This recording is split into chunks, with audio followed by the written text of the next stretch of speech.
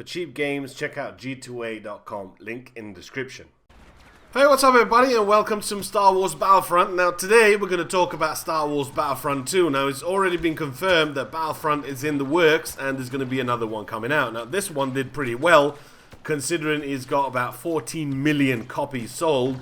So that's going to be an incentive for them to obviously make another one. Now one of the reasons why the game sort of flopped, as it were, it didn't really flop for them because it simply sold 14 million copies, and that's a good number, and you made a ton of monies of it. But the problem is it flopped for us because nobody really played it. I mean, I can't really remember if I actually played the first DLC when he actually got released. I remember playing the Christmas one, the extra map or whatever they got released, and that was pretty much it. I never really came back to it after that just because it was just nothing in there for me to do. It's just too shallow. There was nothing in there for you to do. Once you played it for half an hour, that was it. It was done. Like, you've experienced everything. The game modes were really small. There was like 6v6, 8v8 and things like that. Nobody really wanted that. And kind of the only modes that I really played was Walker Assault, where it was like 20 versus 20. It was 40 sort of man servers, and at least you can have a bit of fun there. The maps weren't that big, but still you can sort of manage a little bit, but still it just wasn't enough for it to keep you going for months and months and waiting for the DLC.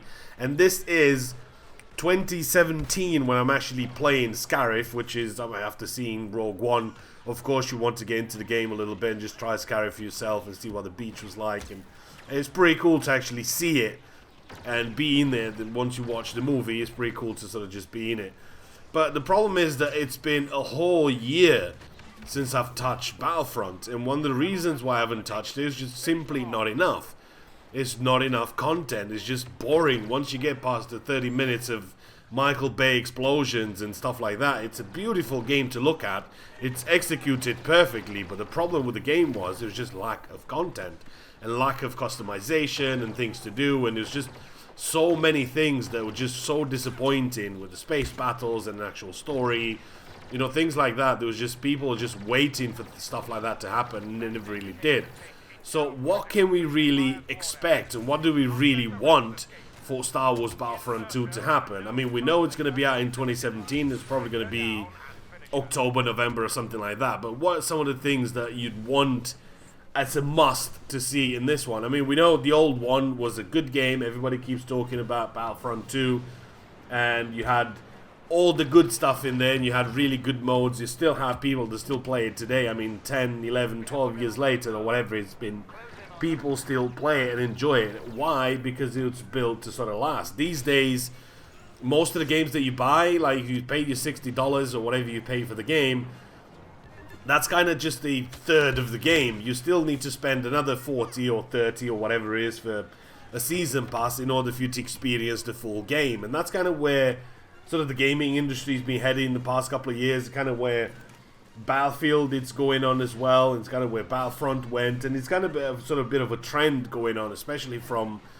DICE and EA and things like that, you know, making it just, here's a little bit of a game, but give us another $40 on top of your 60, so give us 100, and you'll get the full game within a year.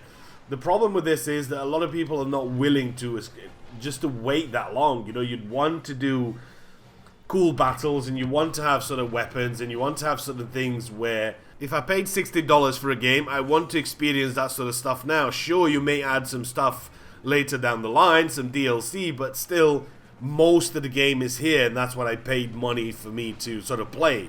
That's kind of not what's happening these days, and the Battlefront got so bad within the first couple of months of it being released in March, I believe it was like the first DLC, February, March or something like that. There was nobody really playing it. I mean, it got to a point where, according to sort of Battlefront stats, they had like 700 people online on PC worldwide, and you had like 20,000 people worldwide on all the platforms, on Xbox, the new Xbox and the PS4 and PC combined. It just got really, really bad that nobody was playing it. It's kind of suffering the same fate as anything else, like Titanfall. And even in Battlefield 1, even though that's a fully fledged Battlefield title, I still haven't played it in like a month. Why? Just because there's nothing for you to do in the game. It's just really limiting. And most of the things that worked in previous Battlefield titles don't actually apply here no more, because you can't really do so many things, and that's where the limitations will make the game sort of last longer, or maybe you'll play it years and years from now and you'll still remember it because it was just sort of fun to do certain things, but you can't really do a lot of the things anymore in Battlefield 1.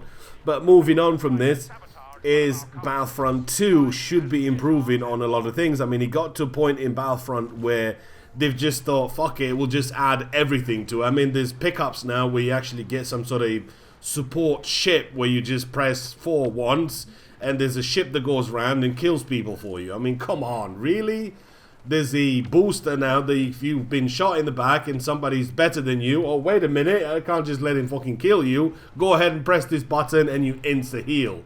You know, it gets to a point where you just throw everything that you can possibly think of just to make it as easier as possible for everybody to sort of play that game, to get some kills. It just completely removes skill out of the game that is just unplayable. Anybody that's got at least a decent sense of a reward, what a kill should be rewarding, because you've outflanked him, outmaneuvered him, outshot him, out whatever you did to get that kill. You did it because you were slightly better or you got lucky or whatever, but it doesn't mean that you had to press a button and say, oh, hold on, you don't have that booster, but I do. I'll just go ahead and have 200 health to start with because I have an extra thing equipped. Or there's actually another grenade that gives you an extra 30% health, so fuck that. Have 230% health just to start with. You know, he's getting to the point where they kind of have no idea anymore what to throw into the game just to sort of make and get people to come back into it, but that's not the way. I've always been a firm believer of the way to make a game great, as Donald would say, is to listen to the community and see what we want. I mean, some of the things that we want to see in a Battlefront game, in Battlefront 2, space battles, they just need to happen early on. I know they've added some now, you can actually play a little bit in space, but it's just a bit too little too late. Story needs to be a story in there. I need to have some sort of story. You have Rogue One, you have Episode 7, you have Episode 8 coming next year. There's going to be tons of material for you just to make some sort of story. I mean, even if it's bullshit, it's still a story and it's going to be fun for me to play it instead of just having everything focus on the multiplayer. Another thing that needs to happen is real customization. You know, everything's sort of a gimmick nowadays where they say that you can customize your soldier appearance and you can do whatever you want, but as it turns out in Battlefront, the only thing that you could do is literally just change his head. And that was it. That was the level of customization that we got. I mean, surely in 2017 you could do better than that, but we'll just have to wait and see how that's going to work.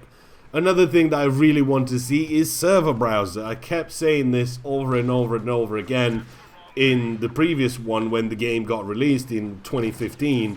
It just has to be there. Server browser is going to give you a lot more choice, a lot more options. I want to play the game with as low ping as possible. I want to play it locally as much as I can, just because I'm going to have a better experience by playing it with a lower ping and things like that. And I'd love to be able to choose the games that I play instead of just going into that matchmaking and waiting for it to sort of put me into a game with somebody.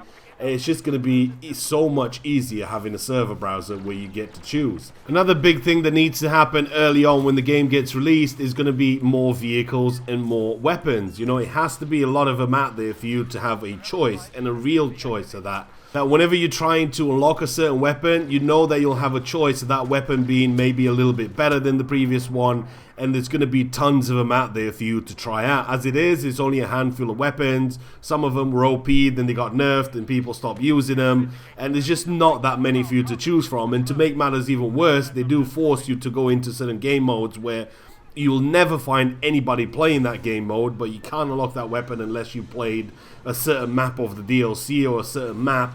You need to win once that particular game mode in order for you to unlock that weapon and do some other things. I mean, I actually tried for about 4 or 5 sort of minutes trying to look for a game mode on that particular DLC. Nope, there was simply just nobody playing that mode, so chances are I'm never going to get that weapon because nobody's playing it. It has to be a way where everything's unlocked via the biggest game mode, which is going to be obviously Walker Assault. I can just unlock everything there and I'm not being forced to go into game mode that I don't really want to play and I know nobody else is playing either. So if you haven't tried any of the DLC or you just bought the game and you haven't really bothered buying the season pass for it, I'm giving one away. So go ahead and post a comment, let me know some of the things you want to see in Star Wars Battlefront 2, and I'll just choose a winner from the comments. Hopefully you guys have enjoyed the video. Give it a thumbs up and I will see you in the next one.